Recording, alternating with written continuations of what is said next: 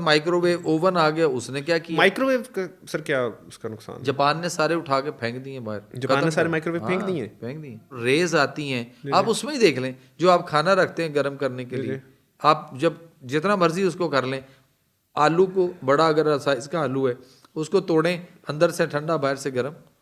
سر وہ تو water molecule ہے نا, کہ جتنے اس کے اوپر واٹر مالیکیولز ہیں وہ واٹر مالیکیول وائبریٹ کریں گے اور وائبریشن کی وجہ سے وہ سارا جو ہے. سر مجھے یہ بتائیے کہ اگر مائکرو ویو میں اوون میں گرم کریں گے یا ہم چولہے پہ گرم کریں گے تو چولہے پہ بھی تو ایسے ہوتا ہے نا, تھوڑی دیر ہم چولہے پہ گرم کرتے ہیں, وہ اندر سے کچا ہوتا ہے. کئی دفعہ میں نے چکن بنایا ہے, وہ ٹھیک ہے, وہ میں اس کو بنا رہا ہوتا ہوں, فرائی کر رہا ہوتا ہوں, بعد میں نکالتا ہوں, اندر سے کچا ہوتا ہے. سر وہ ٹھیک ہے, آپ یہ دیکھیں, صرف یہ دیکھیں کہ سالن آپ کا چولہے پہ گرم کرنے کے بعد بلبلے مارے گا, پتہ چلے گا خراب ہے, یا مائکرو ویو میں مارے گا؟ ادھر بھی مار دے گا سر. ادھر نہیں اتنا سر میں کہہ رہا ہوں سر, آپ رکھیں کیک بن جاتے ہیں مائکرو ویو میں سر. نہ کیک بننا اور بات ہے سر, نہیں کیک نہیں, سالن بھی بلبلے مارتا ہے سر. سالن کو جب آپ گرم کریں گے نا چولہے پہ, پھر وہ بتائے گا کہ یہ باسی ہے, خراب ہو چکا ہوا ہے یا ٹھیک ہے. نہیں تو مائکرو ویو میں اس کا مطلب پتہ نہیں چلے گا, نہیں پتہ چلتا, پھر بچت ہوگی, سالن آپ کو نہیں بنانا پڑے گا.